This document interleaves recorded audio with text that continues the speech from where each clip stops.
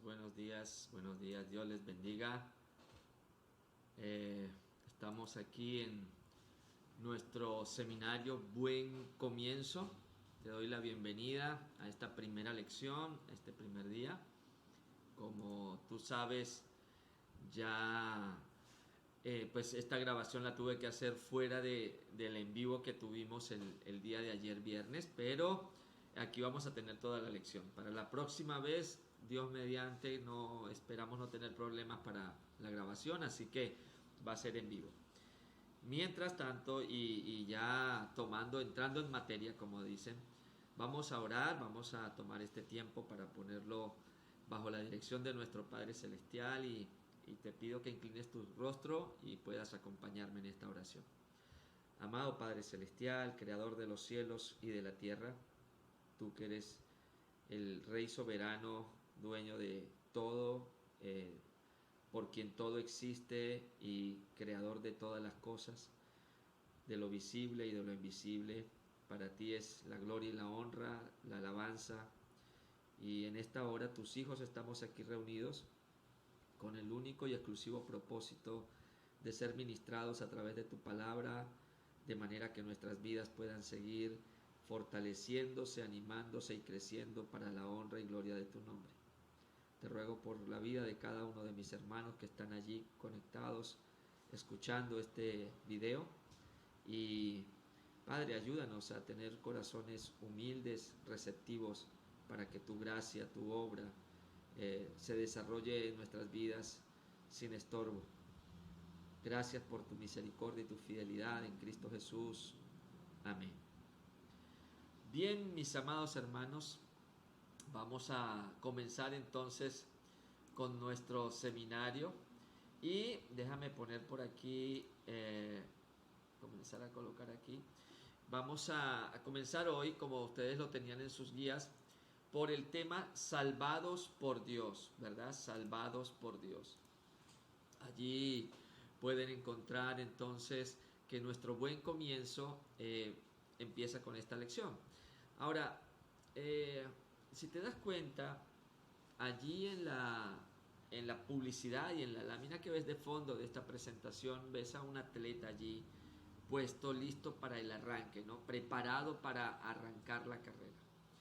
Y lo más seguro es que si tú le preguntases a un atleta profesional, a un atleta de alto rendimiento, cuál es la parte más importante a la que debe dedicar responsable y con compromiso mucho más tiempo, donde se enfoca más, donde pone el ánimo y el esfuerzo, seguramente, casi con toda seguridad, la constante preparación sería algo que si no ocupa el primer lugar, que seguro que sí, sería uno de los primeros lugares. No estaría de más nunca para un gran atleta la constante preparación, el constante estar ejercitándose.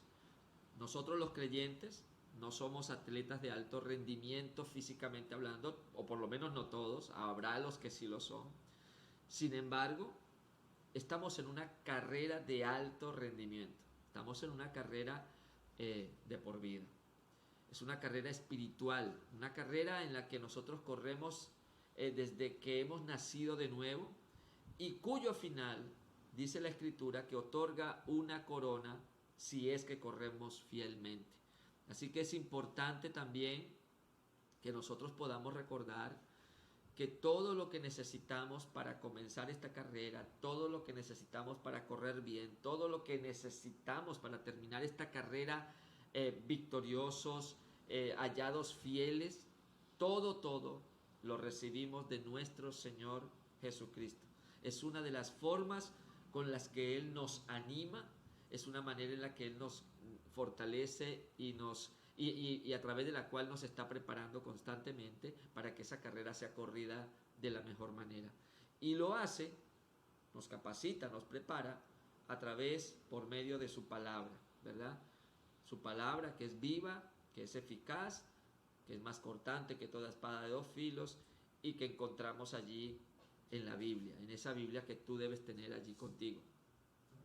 Por cierto, espero que tengas allí papel y lápiz, si pudiste imprimir tu guía, que la tengas allí lista, o tu cuaderno, para que vayas haciendo tus notas. Yo sé que posiblemente tienes una mente prodigiosa y excelente para recordar, pero yo he aprendido que la mente es frágil y que es más sabio tener sus apuntitos allí que nos ayudan a refrescar más adelante ideas o conceptos. Además te animo a que puedas escribir cuando tengas alguna pregunta, la vayas anotando.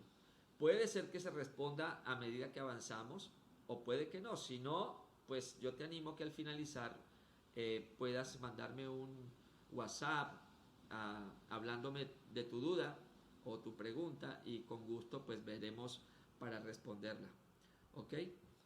Este seminario, Buen Comienzo, quiero que tengas claro que está enfocado en esas disciplinas básicas de la vida cristiana. Esas disciplinas que están expuestas, que la palabra de Dios nos presenta y que han de ayudarnos para que estemos cada vez mejor preparados para la carrera, cada vez estemos mejor fortalecidos, mejor animados para la carrera. De manera que el principal objetivo que vamos a ver de las lecciones que vamos a estar teniendo durante este seminario será responder a las preguntas siguientes. Aquí vamos. Son estas preguntas. ¿Qué significa vivir como un cristiano? ¿Cómo habla Dios a mi vida? ¿Cómo hablo con Él? ¿Qué es la iglesia? ¿Y cómo voy a comunicarle al mundo las buenas noticias de Jesucristo? Estos son los temas prácticos que vamos a estar viendo durante las próximas 6 semanas de nuestro seminario Buen Comienzo. Te quería decir también, yo entiendo que muy probablemente, si no todo, la gran mayoría de las cosas que vamos a estar viendo, de los temas que vamos a estar desarrollando, son temas que puedes conocer, temas en los cuales tal vez estás familiarizado. Y en ese sentido, bueno, el ánimo es que te ayuden a consolidar, que te ayuden a mantenerte allí. Es mi oración que este tiempo sea un tiempo en el que todos continuemos creciendo en su gracia. Nunca va a estar de más recordar lo que la palabra de Dios en sus fundamentos más simples, más básicos nos enseña. Dicho esto, la pregunta principal que necesitamos responder para comenzar es la pregunta de cómo se vive como un cristiano. ¿Cómo se vive como un cristiano? ¿Cómo es eso de vivir como un cristiano? Y bueno, para responder esta pregunta, debemos establecer el fundamento primeramente de lo que es un cristiano, ¿no? Vamos a ver, algo en lo que estemos todos de acuerdo. ¿Qué es un cristiano? Y este sería un punto para preguntarte, ¿no? Tendríamos aquí abiertas las opciones de respuesta. Pero para nuestra base de estudio en este seminario vamos a usar esta definición. Un cristiano es alguien que ha sido salvado por Dios. Vamos a usar esta simple definición para nuestro seminario. Es sencillamente alguien salvado por Dios. Y lo vamos a hacer, vamos a usar esta definición sencilla por 3 razones importantes. La primera razón es porque entender que hemos sido salvados por Dios es fundamental para la comprensión de nuestra vida cristiana. Tener ese concepto bien claro de que hemos sido salvados por Dios es fundamento primordial para la comprensión de la vida cristiana. Entender que hemos sido salvados por Dios también tiene enormes implicaciones en cómo vivimos como cristianos, en la manera en que vivimos, en la manera en que nos conducimos, en nuestra condición. Tiene enormes implicaciones y también enormes implicaciones en cómo vemos el mundo, cuál es nuestra perspectiva del mundo.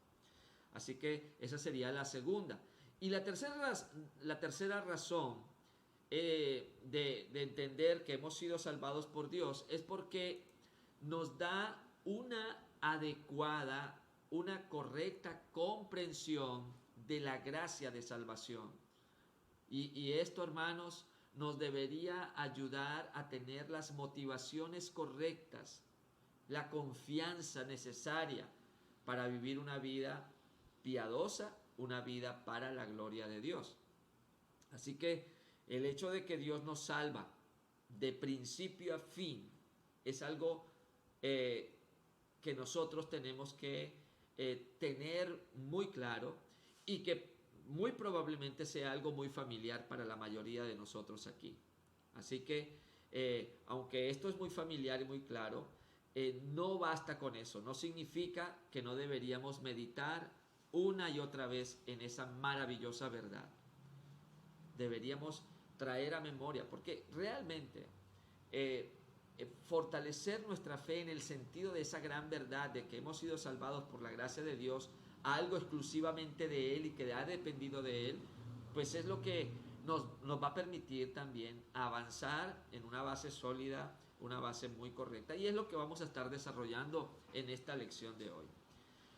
Como analogía a esto, al hecho de por qué tener que volver a pensar en estas cosas y recordar cosas que parecen muy básicas, como analogía, nosotros podemos recordar o mencionar a los atletas profesionales nuevamente, ¿verdad?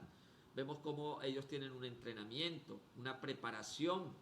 Ellos para cada partido se están preparando durante toda una semana para tener un esfuerzo de 90 minutos hablando de fútbol, exclusivo allí, darse por completo, ¿no? Y hoy en día, cuando vemos cómo a través de la tecnología y todo esto se ha avanzado tanto, nos damos cuenta que la preparación para los partidos se ha convertido en algo complejo, algo donde se usa alta tecnología, ¿verdad? Vemos que estos hombres que se encargan de buscar a los prospectos mejores, los famosos scouts, estudian horas y horas viendo videos, siguiendo a uno de estos atletas, a uno de estos deportistas, para ver las tendencias, para ver la calidad, para ver las cualidades, los porcentajes, todo eso se maneja con esas cosas hoy en día. Ahora, ¿qué hace un atleta profesional? ¿Qué es su día a día en su profesión como atleta? ¿Qué hacen los atletas profesionales? Perdón. Bueno, ellos repasan los conceptos básicos. Ellos siempre están yendo a los conceptos más básicos de su profesión, a los conceptos más básicos de sus capacidades o de su disciplina deportiva, ¿verdad?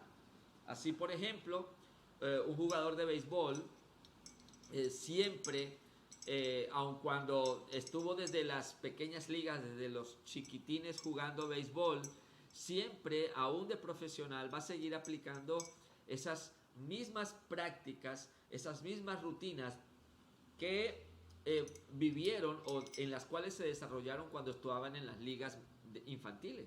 Es increíble. En el fútbol también pasa esto.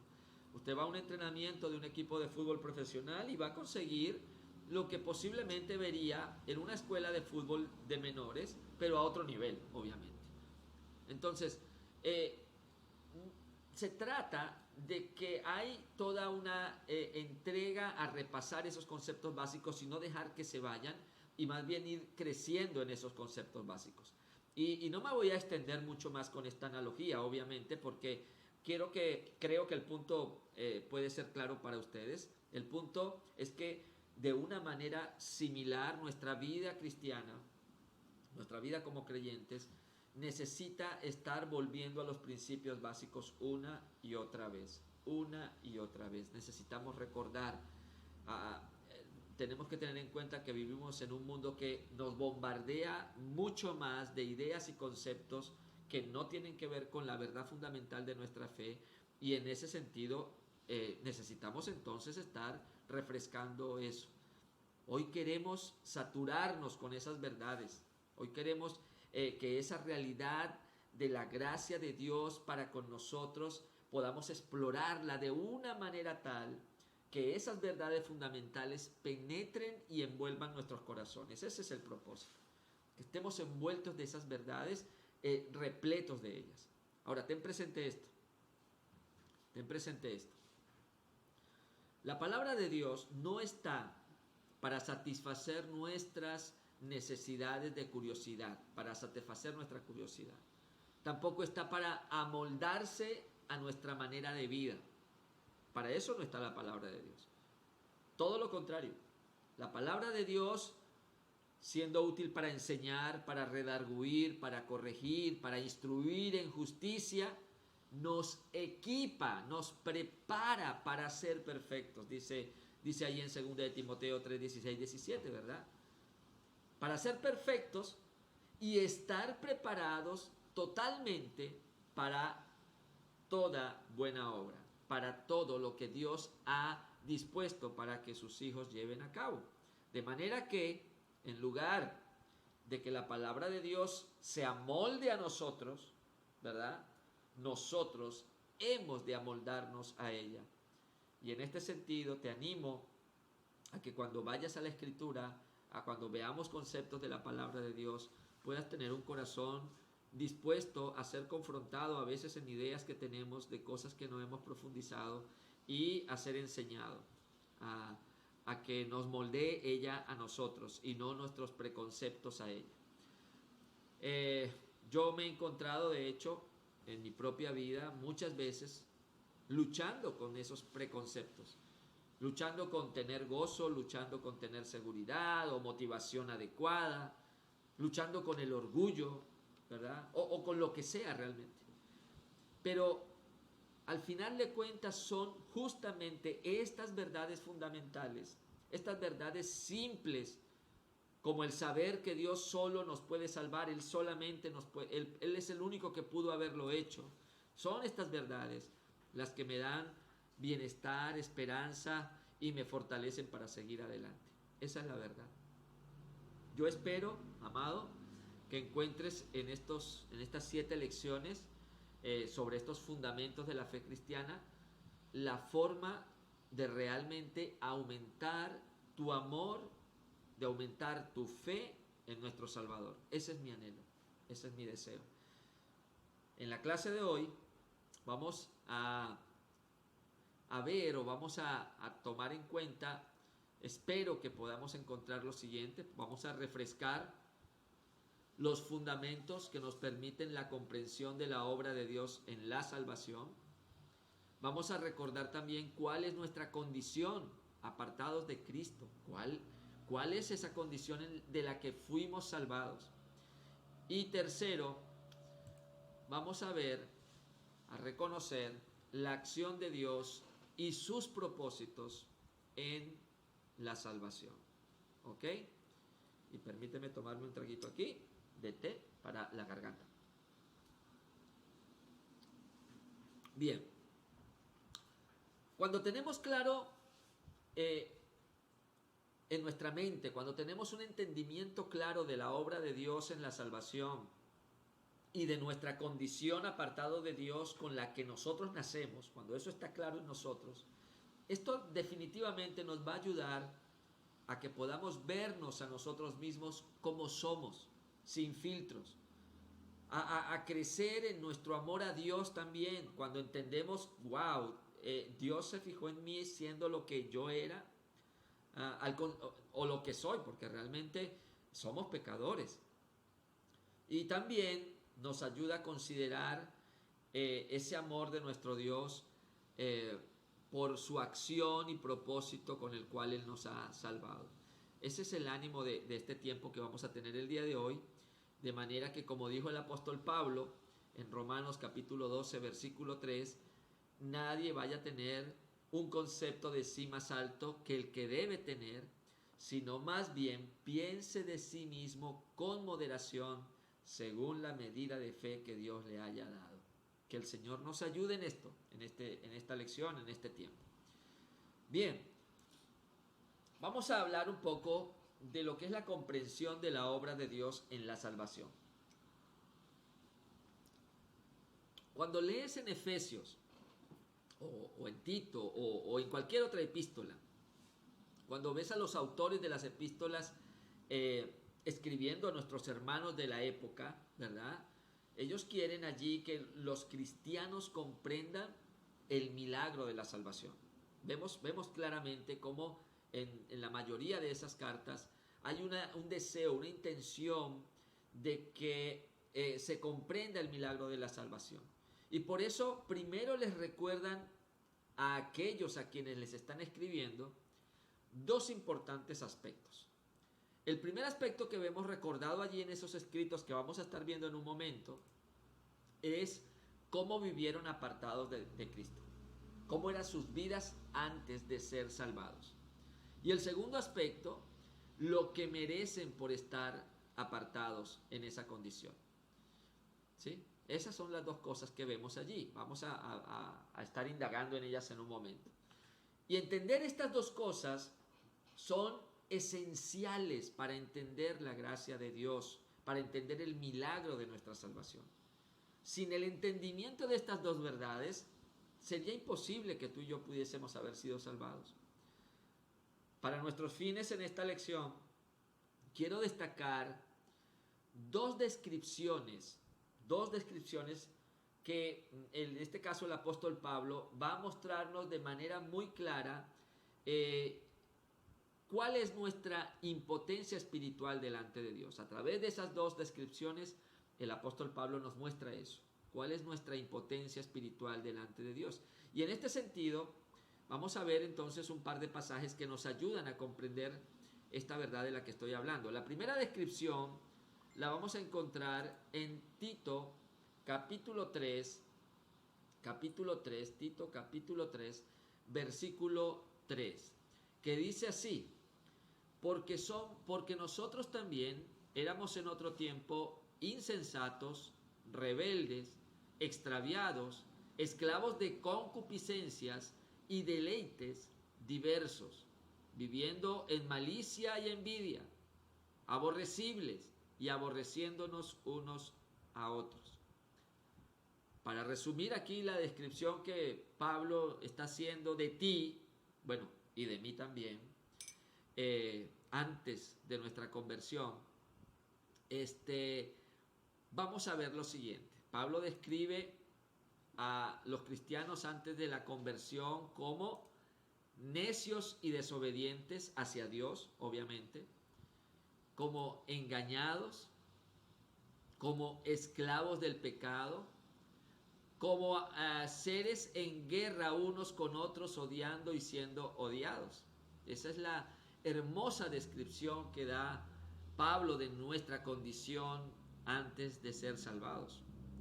Entonces, la primera imagen de cómo estábamos sin Cristo, que nosotros podemos reconocer en este pasaje, y que es la que vamos a enfocar para esos dos aspectos que les comentaba, es la de esclavos. Dice aquí, esclavos del pecado. Ahora te pregunto algo, y medítalo. Realmente, con toda honestidad, ¿era así como tú te veías a ti mismo antes de ser un creyente? ¿Te veías como un esclavo del pecado realmente? ¿Te veías esclavo? O otra pregunta, ¿es así como se ven tus familiares y amigos no cristianos? ¿Realmente tú los ves así como esclavos? ¿Ah? ¿Los ves como esclavos de su pecado? Hermanos, la verdad, honestamente, es que nosotros ni nos vemos ni nos sentimos como esclavos. Esa es la realidad. Esa es la realidad. Y es la razón por la que vemos un mundo esclavo, viviendo una vida alejada de Dios cada vez más, porque ni se ve ni se siente como un esclavo. Sin embargo, la Biblia nos dice que somos esclavos. Tanto los incrédulos como los creyentes somos esclavos, ya sea de la justicia los creyentes o del pecado los incrédulos. ¿Verdad? Eso es lo que dice la Escritura. Dice el hermano John Piper acerca de Romanos 6, en un sermón que él da. Él escribe lo siguiente, que me parece muy apropiado para lo que estoy comentando aquí. Él dice: todos una vez fuimos esclavos del pecado. No algunos de nosotros, perdón. Todos nosotros, es decir, No éramos neutrales criaturas con autodeterminación frente al pecado y la justicia, capaces de hacer nuestra elección soberana. Éramos esclavos al pecado desde el principio. El pecado mandaba sobre nosotros, nuestras voluntades estaban esclavizadas a las seducciones del pecado. Hermano, esa es la gran realidad de la cual el Señor nos sacó. Esa era nuestra situación. Apartados de Cristo somos esclavos del pecado como esclavos de un amo. Apartados de Cristo, el pecado tiene total control sobre nosotros. Fuera de Cristo estamos expuestos a esa esclavitud. Hacemos lo que hacemos sin Cristo, sin haber sido salvados, bueno, porque somos esclavos, ¿verdad? Estamos bajo el control completo de nuestra naturaleza pecaminosa y somos capaces de resistirla, y no somos capaces de resistirla ni siquiera de rebelarnos contra ella. ¿Sí? Esa es la imagen que Pablo nos da aquí en cuanto a nuestra condición como esclavo del pecado que éramos. Así que esta es la imagen. La otra imagen que Pablo usa la encontramos en Efesios capítulo 2 versículos 1 y 3, que dicen así: y Él os dio vida a vosotros cuando estabais muertos en vuestros delitos y pecados, en los cuales anduvisteis en otro tiempo, siguiendo la corriente de este mundo, conforme al príncipe de la potestad del aire, el espíritu que ahora opera en los hijos de desobediencia, entre los cuales también todos nosotros vivimos en otro tiempo en los deseos de nuestra carne, haciendo la voluntad de la carne y de los pensamientos, y éramos por naturaleza hijos de ira, lo mismo que los demás. Así es. ¿Cómo describe entonces Pablo a los cristianos aquí en este pasaje? Antes de su conversión, bueno, como muertos en sus transgresiones, siguiendo el espíritu de desobediencia, satisfaciendo los placeres de nuestra naturaleza pecaminosa, y que por nuestra propia naturaleza éramos hijos de ira. ¿Sí? Esas características que vemos aquí desarrolladas por Pablo hablan de lo que tú y yo éramos antes de nuestra conversión a Cristo. Es así como tan gráficamente lo describe el profeta Isaías también en Isaías 64:6, cuando dice: todos somos como gente impura, todas nuestras justicias son como trapos de inmundicia, ¿verdad? Esa figura horripilante de un trapo de inmundicia es lo que refiere a estas características mismas que el apóstol Pablo nos está dando aquí. Entonces, esta segunda imagen de cómo estábamos sin Cristo, que podemos reconocer en este pasaje, y que nos interesa para lo que queremos resaltar esta noche, es muertos en sus transgresiones. Pablo dice que en nuestra anterior forma de vida, sin Cristo, apartados de Él, estábamos muertos en nuestras transgresiones, en nuestros delitos, en nuestro pecado. En muchos sentidos, esto es como la suma total de todo lo que significa ser un pecador, ¿verdad? ¿Por qué? Porque es como que si tomáramos todas las descripciones de este hombre separado de Cristo, que usa aquí la palabra, y las resumiéramos todas con la idea de un muerto, ¿verdad? Un muerto que es esclavo y que no puede hacer nada por sí mismo porque está muerto, ¿verdad? En definitiva, esclavos del pecado y muertos. Esto significa que nuestra voluntad está esclavizada, que nuestra mente espiritual está ciega, que está engañada, y que nuestro corazón estaba frío y muerto, ¿verdad? A entera indisposición hacia Dios, era hostil hacia Dios. Y estas imágenes son más que simplemente figuras poéticas, describen la condición apartados de Cristo. Esa es la verdad, es la cruda verdad. De allí que el pecado literalmente nos lleva hasta nuestra tumba, literalmente nos lleva a la muerte física. Separados de Cristo, vamos además perecer o padecer la muerte eterna. ¿Todo qué? Producto del pecado por el que fuimos esclavizados y en el cual seguíamos o vivíamos felizmente. Así que, hermanos, el pecado promete mucho. Aún al creyente el pecado le promete mucho, ¿verdad? Le quiere inducir a través de propuestas atractivas. Pero lo que queda al final del día realmente es un cadáver putrefacto. Un cadáver que se está hinchando y pudriendo. Sin embargo, amados, tan horrible como esto es, nosotros no podemos aún comprender la segunda muerte. Aún nos queda seguramente en nuestra mente finita un vago entendimiento de lo que implica esa separación eterna y lo que ha de ser arder eternamente en el lago de fuego. Es probable que no, nuestra mente ni siquiera lo razone adecuadamente. Y nos preguntamos, ¿por qué es tan importante para los cristianos entender su estado de pecado apartados de Cristo? ¿Por qué sería importante para ti, para mí, que ya hemos sido salvados de la ira de Dios, tener un entendimiento de lo que implicó o lo que implica ese estado apartado de Cristo al cual se dirigen aquellos que no han sido salvados? Bueno, podemos leer aquí lo siguiente. Porque entender nuestro pecado, nuestro estado de pecado, es de vital importancia para la comprensión de lo que realmente significa ser salvos por Dios y en consecuencia lo que es vivir nuestra nueva vida en Cristo. Amado hermano, ¿por qué no deberíamos dejar de tener claro un entendimiento en cuanto a lo que implica ese estado de apartados de Cristo en el cual estábamos y del cual el Señor nos salvó?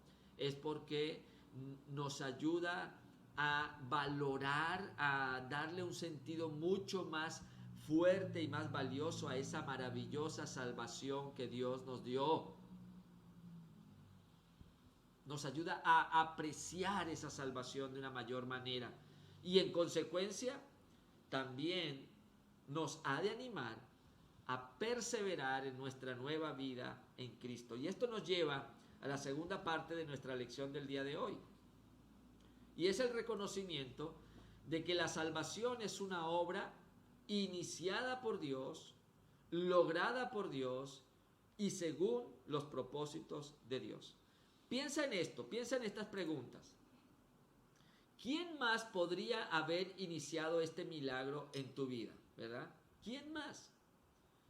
¿Quién más podría haber hecho que un cadáver putrefacto, que un muerto, esclavo del pecado, pudiese reaccionar a algo? ¿Ah? ¿Cómo responde un cadáver? ¿Cómo responde un cadáver? Y no estés pensando en los zombies, ¿verdad? Eso no existe. No estés pensando en The Walking Dead ni nada de eso. ¿Cómo responde un cadáver? Un cadáver no hace nada. Un cadáver está allí, inerte, ¿verdad? ¿Quién más podría haber iniciado este milagro? Nosotros no, ¿verdad? Nosotros no. Por eso si consideramos lo que éramos sin Cristo, que estábamos muertos y esclavizados, ¿cómo podríamos responder? ¿Cómo? ¿Tú recuerdas la historia de Lázaro y Jesús? Allí en el capítulo 11 del Evangelio de Juan. Allí Jesús habla, resucita a Lázaro. Nos cuenta el apóstol Juan que fallece, muere un gran amigo, un amado amigo de Jesús llamado Lázaro, hermano de Marta y María.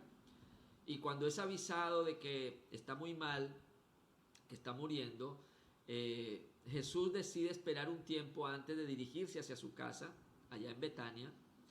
Y lo cierto es que murió. Y cuando llega Jesús al lugar, después de 4 días de haber muerto Lázaro, ya estaba sepultado, él llega y frente a la tumba le habla Jesús y le manda salir, le habla: Lázaro, levántate y sal. ¿Y qué pasó? Lázaro se levantó y salió.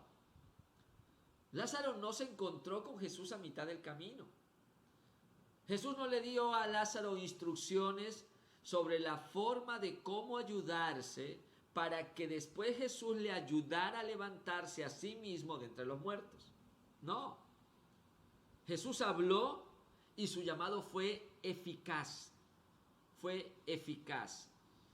Amados, alabado sea Dios, porque Él no nos deja donde estábamos en Efesios y en Tito. Él no nos deja esclavos del pecado y muertos. No, no. Alabado sea Dios por eso. Alabado sea Dios por eso. De hecho, si seguimos leyendo el capítulo 2 de Efesios, versículos 4 y 5, el resto del pasaje dice así: pero Dios, que es rico en misericordia, por su gran amor con el que nos amó, aun estando nosotros muertos en nuestros delitos y pecados, nos dio vida juntamente con Cristo. Por gracia sois salvos. Para el que estaba muerto, nos dio vida juntamente con Cristo. Él nos dio vida. Él nos dio vida. Y en Tito, ¿qué dice? Tito 3, 4 y 5. Pero cuando se manifestó la bondad de Dios nuestro Salvador y su amor para con los hombres, nos salvó no por obras de justicia que nosotros hubiésemos hecho, sino por su misericordia. Nos salvó, nos hizo libres, nos hizo libres. Y la pregunta que debemos hacernos aquí es, en estos dos pasajes, ¿quién es responsable de iniciar la salvación? ¿Quién ha sido el responsable? ¿Quién dio inicio a nuestra salvación? ¿Quién más, verdad? Dios. Dios. Nosotros no estábamos pidiendo salvación. Nosotros no estábamos gritando por ayuda. Nadie puede decir que llegó a Dios porque le estaba buscando, porque No, nadie. Nosotros caminábamos felices en una eternidad separados de Dios. Estamos caminando a ese despeñadero, a ese precipicio, hacia el lago de fuego, felices. En nuestro mundo estábamos en guerra con Dios. Pero Dios, ¿no? Y ese es un pero maravilloso aquí en la Escritura, porque en esa condición Dios actuó, Dios soberanamente inició algo. El doctor Martyn Lloyd-Jones, un famoso predicador galés que murió en el año 81, él dice lo siguiente en su sermón, un sermón que él tiene sobre esa frase, pero Dios. Él dice así: con estas dos palabras llegamos a la introducción del mensaje cristiano, el peculiar, específico mensaje que la fe cristiana nos ofrece. Estas dos palabras, en y por sí mismas, contienen la totalidad del Evangelio. El Evangelio nos habla de lo que Dios ha hecho, la intervención de Dios. Es algo que viene fuera de nosotros y nos muestra esa obra maravillosa y sorprendente y asombrosa de Dios. El énfasis, amado, es la acción de Dios. Solo es Dios. Así, mediante su recordatorio a los primeros cristianos, Pablo en su carta a Éfesos y su carta a Tito, allí donde les recuerda su esclavitud y la desesperanza en su pecado, Pablo los prepara a ellos y por ende a nosotros también como creyentes, para entender que si no fuera por Dios, si no hubiese tomado Dios la iniciativa, si Dios no hubiese tenido el deseo de hacerlo, nunca habríamos buscado la salvación que necesitamos. Esa es la realidad. Esa es la realidad. Y es fácil, creo, pensar en la salvación de una manera muy centrada en el hombre. Hoy en día es fácil escucharnos decir: yo elegí a Cristo, yo acepté a Cristo, yo creí a Dios, yo busqué a Dios.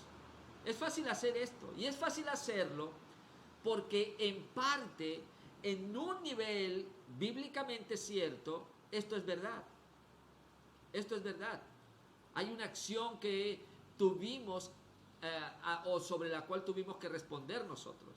Sin embargo, la Escritura deja claro que nuestra fe, mediante la cual podemos ejercer el arrepentimiento y fe para nuestra salvación, es también dádiva de Dios, es también un regalo de Dios.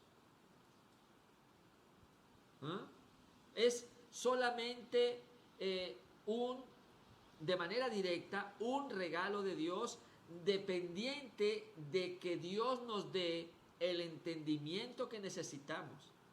Se trata de lo que Dios ha hecho, lo que Dios ha permitido y hecho en ti y en mí para poder tener esa fe que nos ayudó a arrepentirnos y a confiar en el sacrificio de Cristo que desarrolló a través de la obra del Espíritu Santo en nosotros. Recuerda que los hombres muertos no hablan, no caminan, no dejan de pecar. El cadáver está inerte, no puede hacer nada por sí mismo. Nosotros necesitamos que Dios nos resucite, necesitamos que Dios obre en nosotros. No que tan solo Dios nos diga nuestra condición y nos mande un récipe para nuestra enfermedad, porque usted se imagina un médico llevándole a un cadáver un récipe por su cáncer del que murió. No tiene sentido, ¿verdad? No. Dios no nos dio una receta para nuestra condición perdida, incapaz, y nos dijo: bueno, sigue estas instrucciones aquí en la Biblia y así vas a poder ser curado de esta situación. No.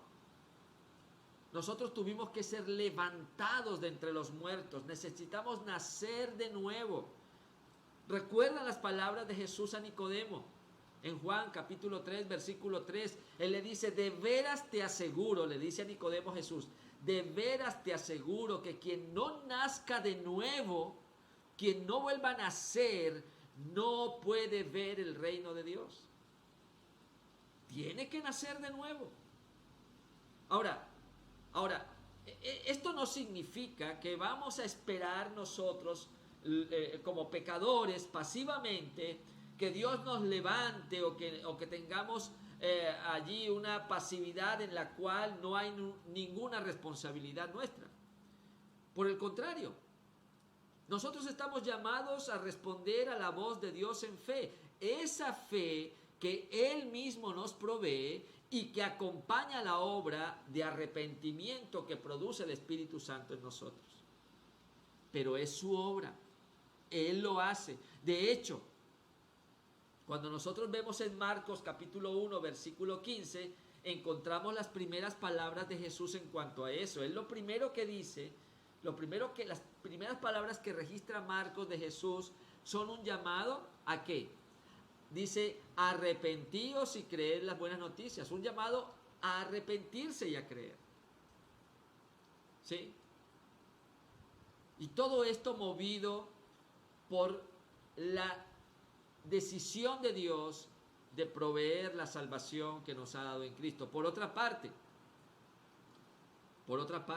no solo Dios inició la salvación, no solo Dios inicia la salvación en nosotros y nos provee lo que necesitamos para nuestra salvación, sino que es llevada hasta el fin por Dios. Es completada por Dios. Y gracias a Dios por esto, ¿verdad? Si dependiera de nosotros, amado, si dependiera de nosotros conservar nuestra salvación o siquiera caminar hacia ella, si dependiera de nosotros, yo la hubiese perdido. Yo la hubiese perdido. Y aunque tal vez tú no lo puedas reconocer, tú también, porque ningún ser humano podría mantenerla. La salvación, amado, es llevada a cabo hasta su culminación por Dios. Fíjate algo. El primer lugar en la Escritura al que nosotros querríamos ir cuando tenemos en cuenta de que quien nos salva también nos mantiene aferrados a Él es Dios. Ese lugar en donde queremos o vamos a recurrir para encontrar esa verdad, iríamos a Romanos 8, versículos 29 y 30. ¿Sí? Un pasaje, unos versículos que a menudo son conocidos como la cadena de oro. Porque dice lo siguiente, Romanos 8, 29 y 30. Porque a los que antes conoció, también los predestinó para que fuesen hechos conformes a la imagen de su Hijo, para que Él sea el primogénito de entre muchos hermanos. Y a los que predestinó, a estos también llamó. Y a los que llamó, a estos también justificó. Y a los que justificó, a estos también glorificó. Amados, la afirmación de Pablo aquí es que aquellos que son conocidos de antemano por Dios también son glorificados. Puesto que Dios inicia la fe, Él la traerá también para su terminación. Él es el autor y consumador de la fe, dice Hebreos 12:2. ¿Sí? Entonces es por Él y en Él que se cumple el propósito de nuestra salvación, de principio a fin. De hecho, nosotros encontramos también más adelante, al final de este capítulo 8 de Romanos, que Pablo, siguiendo esta misma idea, asegura a los creyentes que nuestra perseverancia, perseverar en nuestra fe, no radica en nuestras propias fuerzas, amado. No se trata de que tú ahora eres mejor que los demás y por eso estás perseverando. No. Dice allí que se trata del amor de Cristo, del cual nada nos puede separar. Es por el amor de Él que nosotros perseveramos. Veamos lo que dice Romanos capítulo 8, versículos 38 y 39. Dice así: por lo cual estoy seguro de que ni la muerte, ni la vida, ni ángeles, ni principados, ni potestades, ni lo presente, ni lo porvenir, ni lo alto, ni lo profundo, ni ninguna otra cosa creada nos podrá separar del amor de Dios que es en Cristo Jesús, Señor nuestro. Nada nos puede separar del amor de Dios que es en Cristo Jesús, Señor nuestro. Es su amor el que nos provee lo necesario para vivir esa vida a la cual Él nos ha introducido, en la cual hemos nacido en Él. Dice también en Filipenses capítulo 1 versículo 6, estando persuadido de esto, que el que comenzó en vosotros la buena obra la perfeccionará hasta el día de Jesucristo. No es mi esfuerzo, no es mi capacidad, es el amor de Cristo manifestándose en mi vida, produciendo aquello para lo cual he sido llamado. Y en ese sentido debemos estar persuadidos, debemos estar animados, debemos estar confiados, debemos en función de esto estar viviendo nuestras vidas sabiendo que Él está obrando diaria, continuamente en nuestras vidas, de manera que vayamos creciendo a la perfección de Jesucristo. El hecho de que tú estés tomando tiempo para estar escuchando esto, para venir a las lecciones, para querer seguir alimentándote del conocimiento de Dios, habla de eso que Dios está poniendo en ti para persuadirte a seguir adelante, para que esa buena obra siga cumpliéndose en nosotros. El hermano Martín Lutero escribió lo siguiente: El hombre, antes de ser renovado en la nueva creación, en el reino del Espíritu, no hace ningún esfuerzo para prepararse para esa nueva creación y reino. Y cuando él es creado nuevo, no se esfuerza hacia su perseverancia en ese reino, pero solo el Espíritu hace funcionar estas dos bendiciones en nosotros. Nos regenera y nos protege después de regenerados. ¿Sí? Es la obra de Dios. Nosotros realmente no hacemos nada por poder lograrlo, ni podríamos hacerlo. Y lo que hacemos cuando perseveramos, cuando estamos animados a perseverar allí en esa vida como creyentes, lo hacemos es porque estamos respondiendo, ahora que somos libres de no tener que responder a la naturaleza pecaminosa, estamos respondiendo a nuestra nueva naturaleza en Cristo. En resumen, podríamos decir hasta aquí que Dios inicia y termina la obra de salvación. El hombre apartado de Cristo es un esclavo al pecado y está muerto en sus pecados. Y que Dios, en su gran misericordia, comienza y termina la obra de salvación. ¿Verdad? Ahora, Dios en su gran misericordia, como vemos aquí que comienza esta obra en nosotros, lo hace en la vida de cada creyente sin nuestra ayuda. Para nada. No lo hace porque nosotros estemos cooperando o no lo hace porque nosotros dimos un primer paso para ello, porque muertos y esclavos no podíamos hacer nada. Así que tener estos puntos en cuenta creo que deberían ser de ánimo para cada creyente, recordarlos, renovarlos y fortalecernos en ellos, porque nos dan un sentido más preciso y claro de lo maravillosa que ha sido la salvación que hemos recibido. Ahora, un último par de preguntas antes de la aplicación práctica.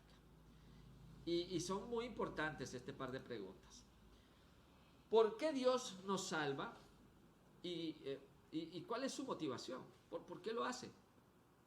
Y esto hace que venga a mi mente las palabras de un hermano que después de haber sido salvado, después de haber reconocido y manifestado su fe en Cristo, entendiendo la soberanía de Dios en hacer esto, en haber sido salvado, él dice: wow, me resulta muy sorprendente, muy sorprendente que Dios, siendo soberano en salvarnos, me ha elegido a mí.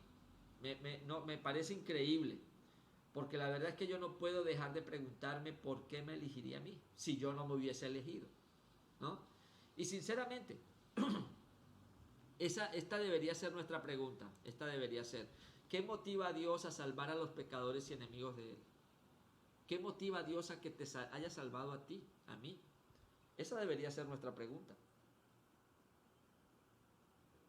Y siendo sinceros, allí usted que está solito seguramente, usted puede ser muy sincero. Responder esta pregunta no se trata de ningún atractivo de nosotros, no se trata de algo que podamos hacer por Él, no se trata de algo de lo que Él carezca y que nosotros podamos darle. Así que no se trata de nuestra propia justicia, no se trata de algo de nosotros, ¿verdad? Leíamos ahí en Tito 3:5 que Él nos salvó no por nuestras propias obras de justicia, sino por su misericordia, ¿verdad? Por su misericordia. Entonces, tampoco es debido a nuestros méritos o cualidades inherentes, ¿verdad? No es debido a lo que yo soy, a lo que yo era. Yo era tan buena gente que por eso me salvó. Yo estaba tan dispuesto, yo me humillé tanto. No, nada de eso. Mira lo que dice la palabra en Deuteronomio, capítulo 7, versículos 7 y 8.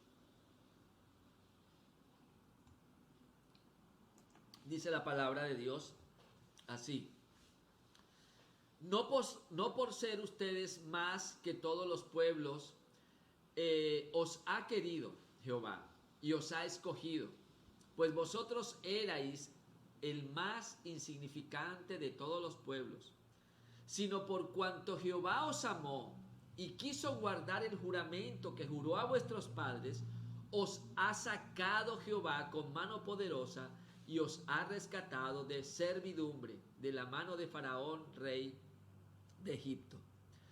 Así que más bien, amado hermano, las razones por las que Dios nos salva, según este pasaje de Deuteronomio y de Tito, es su amor y su misericordia. Ese es su motivo personal. De manera tal que, siendo así, Él es el merecedor de toda la gloria. ¿Verdad? Y Él merece toda la gloria porque trató a estos inmerecedores pecadores, como tú y como yo, amándonos y salvándonos de esta manera. Él merece toda la gloria. Entonces, si tuviéramos que responder esta pregunta, una de las primeras razones sería que Dios nos salva para que Él pueda recibir la gloria y que su nombre sea alabado. Si tu salvación no está dándole gloria y honra a Dios, si no le está dando alabanza a Dios, tal vez deberías reconsiderar todo esto y darte cuenta que solo, única y exclusivamente Él merece recibir la gloria y la alabanza. Mira lo que dice Pedro, primera de Pedro, capítulo 2, versículo 9. Pero ustedes son linaje escogido, real sacerdocio, nación santa, pueblo que pertenece a Dios, para que proclamen las obras maravillosas de aquel que los llamó de las tinieblas a su luz admirable. ¿Sí? Fuimos escogidos por Él.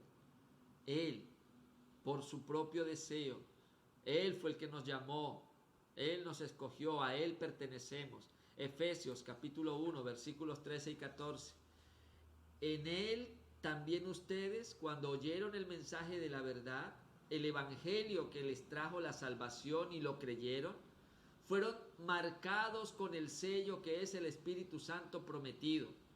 Este garantiza nuestra herencia hasta que llegue la redención final del pueblo adquirido por Dios para alabanza de su gloria.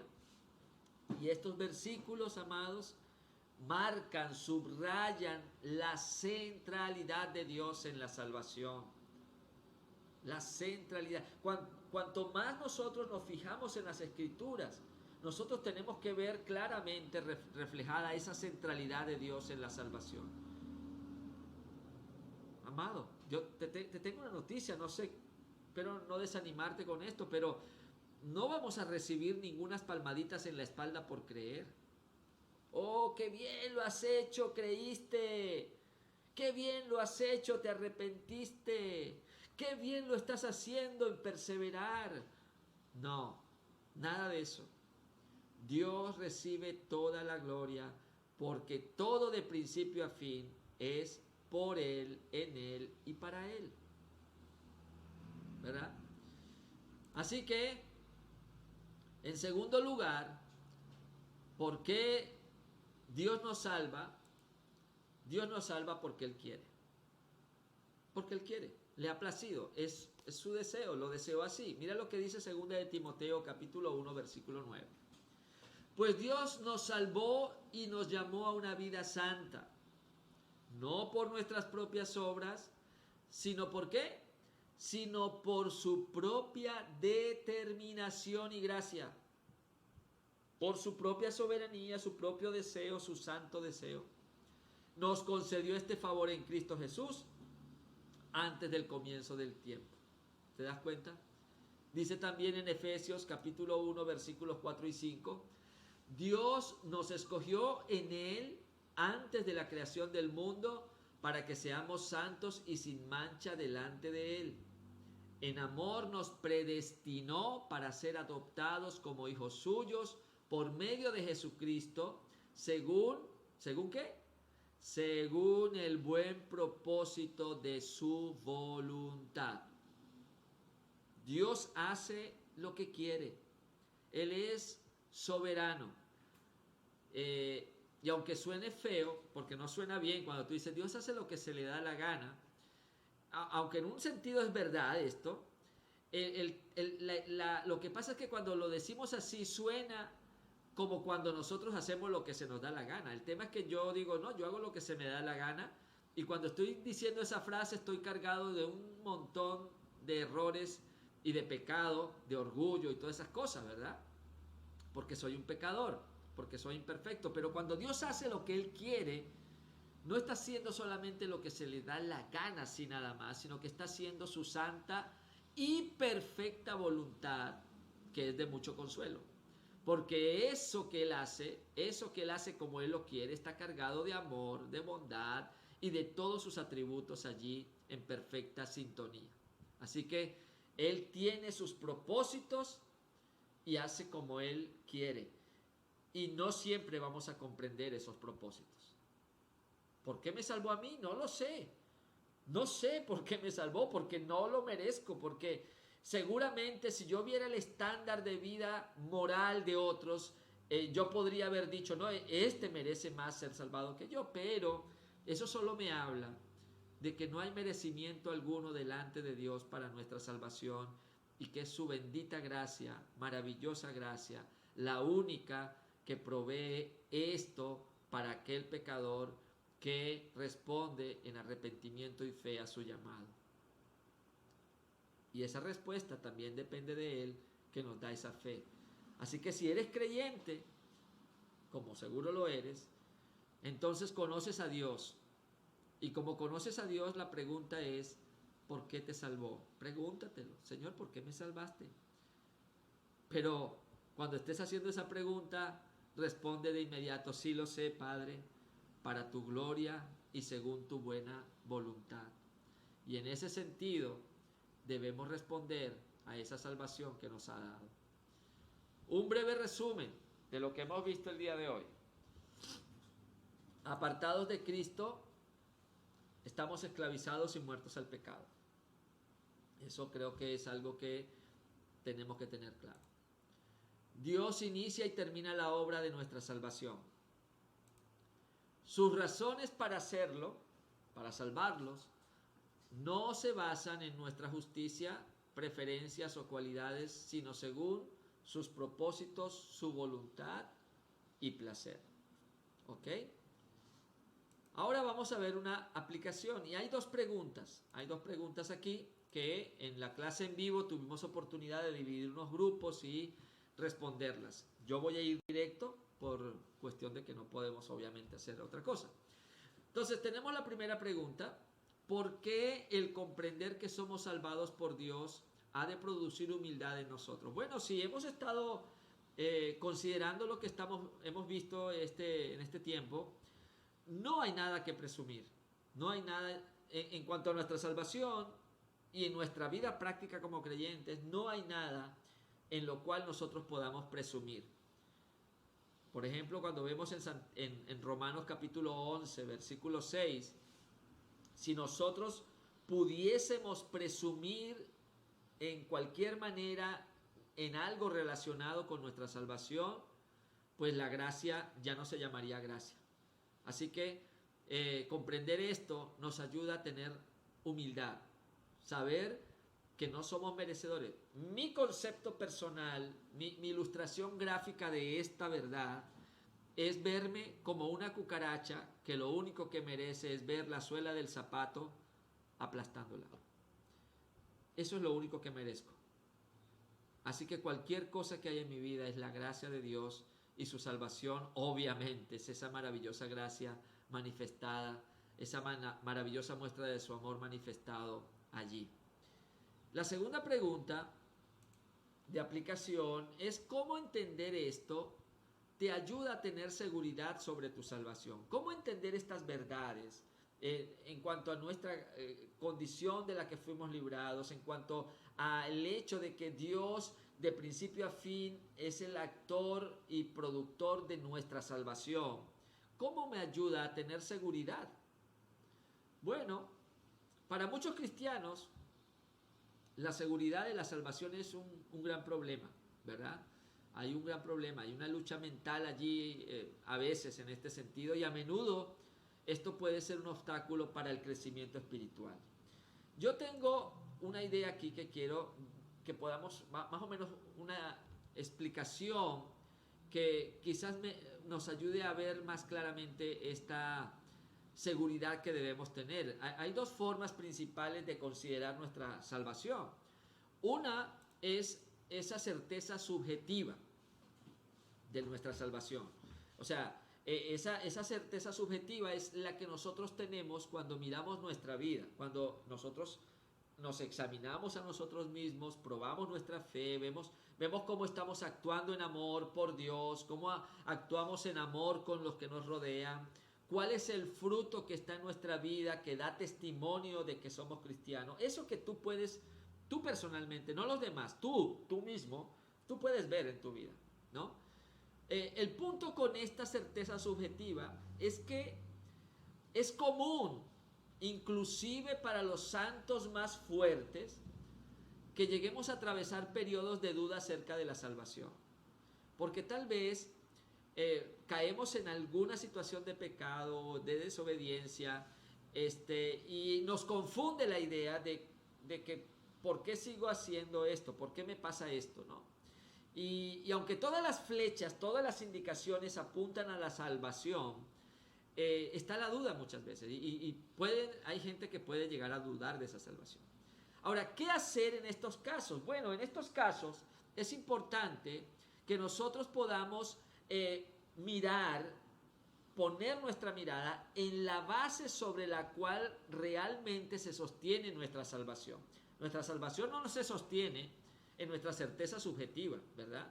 Mi salvación no se sostiene en mi conducta o en mi condición aquí en la tierra, ¿verdad? Porque si se sostuviera allí estaría en problemas, porque recordemos que somos pecadores y que seguimos teniendo una lucha en eso. Y en la próxima lección vamos a hablar un poco acerca de algunos aspectos en cuanto a eso. Pero debemos volver entonces nuestra mirada y considerar la base sobre la cual se sostiene nuestra salvación. Y esa base sobre la cual se sostiene nuestra salvación no es otra más que Cristo. Y es lo que nosotros podemos llamar la certeza objetiva de nuestra salvación. La certeza objetiva. El cimiento de la certeza objetiva es todo lo que Dios nos ha revelado en su palabra, lo que hemos estado hablando. Es lo que reconocemos que el propósito de Dios ha hecho. Nosotros reconocemos en la palabra de Dios que el propósito de Dios ha sido salvarnos, y en ese sentido es inefable. Es decir, no puede fallar. Si Él decidió salvarnos, Él nos salva. Es invariable. No puede cambiar. Si Él decidió salvarnos, después de que lo hizo no va a decidir, no, pero mejor no, ya no me caes bien. No. Porque no se basa en nuestra elección de Dios. Recuerda eso. Qué maravillosa la gracia de Dios. No se basa en nuestra elección de Dios, sino en que Dios nos elige a nosotros. Él nos amó primero, dice la Escritura, ¿verdad? Veíamos ahí en Efesios 1:4 que Dios nos escogió para estar en Él antes de la fundación de Cristo. Antes de la fundación del mundo, nos escogió en Cristo. Por tanto, nuestra salvación comenzó, ¿cuándo? ¿Cuándo comenzó tu salvación? Pues antes de la creación del universo. Cuando Dios planificó la historia de redención, cuando Dios diseñó y ordenó la muerte y resurrección de Jesucristo, Él nos escogió para ser suyos a través de Él. Él lo hizo antes de la fundación del mundo. Esta es nuestra gran razón para estar seguros, para tener certeza objetiva, porque está basado en una realidad. Es esta verdad la que debe darle al creyente gran confianza y esperanza, ya que si es Dios quien salva para su gloria, quien salva según sus propósitos eternos, entonces su compromiso con su gloria y el cumplimiento de sus propósitos pues resulta en su permanente compromiso con cada uno de nosotros. Con cada uno de nosotros.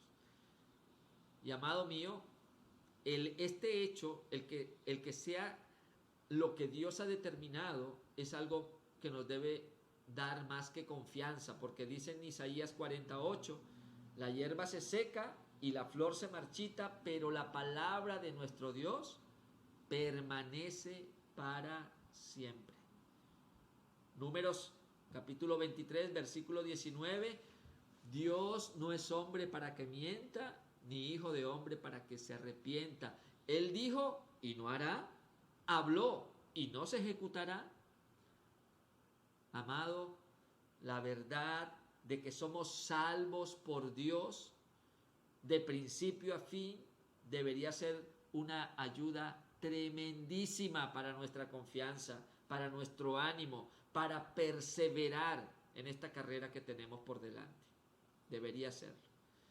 Y finalmente, una última aplicación. Consideremos tener en cuenta estas verdades, estas grandes verdades y la acción de Dios en nuestra salvación. Considerémoslo, tengámoslo en mente, recordémoslo. Seamos convencidos, convenzámonos de eso. Porque al hacerlo, nosotros nos vamos a dar cuenta que no nos podemos felicitar a nosotros mismos ante Dios. No hay nada de que jactarnos delante de Él. Siempre vamos a tener que vivir en dependencia de Él. Y con esto vamos a tener la motivación adecuada para servirle. En Efesios capítulo 2, versículos 8 y 10 dice el apóstol Pablo: porque por gracia sois salvos por medio de la fe, y esto no es de vosotros, no es tuyo, no es mío, es don de Dios, no por obras, para que nadie se gloríe, porque somos hechura suya, creados en Cristo Jesús, ¿para qué? Para buenas obras, las cuales Dios preparó de antemano para que anduviésemos en ellas.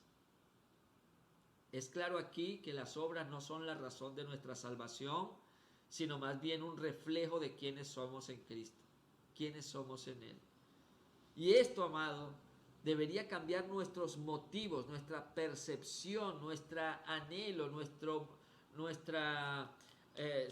argumento, nuestra gasolina para realizar buenas obras. Eso que nos motiva, porque nosotros no podemos ganar o perder la salvación por ellas.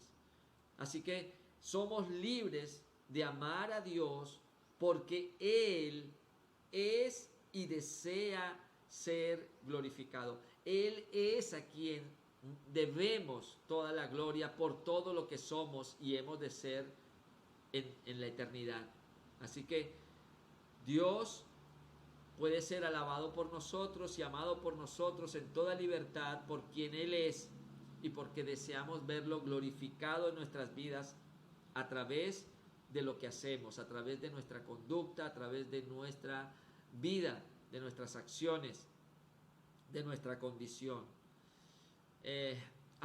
Obviamente hay muchísimas cosas que podríamos considerar en cada uno de estos puntos, irnos más profundo. Podríamos ir más allá profundizando en la verdad de que es Dios quien salva y en las consecuencias de que esta verdad tiene para nuestra vida. Sin embargo, es mi oración, amado, que esta clase te ayude a encender ese deseo de entender más la gracia de Dios y de alabarle por la obra de salvación en tu nombre, por esa salvación que ha provisto en Cristo, por el único deseo de su bondad y de su gracia y de su misericordia. Oremos.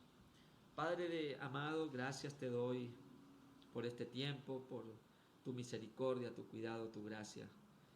Gracias por tus verdades que son fundamento para nuestra vida como creyente. Te ruego que estas verdades nos ayuden a prevalecer, nos ayuden a perseverar en seguir asidos, como decía el apóstol Pablo, agarrados a aquello por lo cual fuimos también asidos por Cristo nosotros.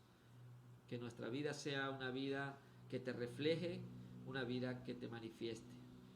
Y que, Padre, haya un gran deseo y ánimo en mis hermanos para continuar viendo las demás lecciones que siguen profundizando y dándonos detalles de esa vida práctica que necesitamos reconocer para agradarte, honrarte y glorificarte como solo tú, el autor y consumador de nuestra fe, lo merece. Gracias te doy en Cristo Jesús. Amén.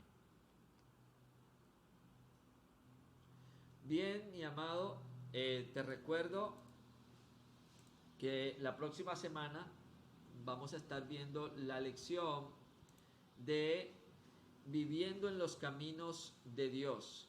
Viviendo en los caminos de Dios, ¿verdad? Esta es la lección para la próxima semana. Sin embargo, pues yo espero, de verdad me espero en el Señor que hayas estado bien animado y hayas podido completar el tiempo de este seminario. Ojalá la próxima vez puedas estar en vivo y que tenemos más interacción y podemos compartir cosas y participar también de ese tiempo de comunión que es tan hermoso con hermanos de otros lugares. Solo me resta decirte que sigo orando por cada uno de ustedes para que el Señor siga obrando en nuestras vidas como lo ha prometido, como lo ha establecido, y que podamos realmente entonces reflejar esa maravillosa gracia con la que Él nos ha salvado en cada una de nuestras actitudes y en cada una de nuestras obras en esta tierra. Feliz fin de semana. Si ves este video antes del fin de semana, y si no, nos vemos pronto para ver la segunda lección, viviendo en los caminos de Dios. ¿Ok? Así que ánimo, Dios te bendiga y hasta pronto.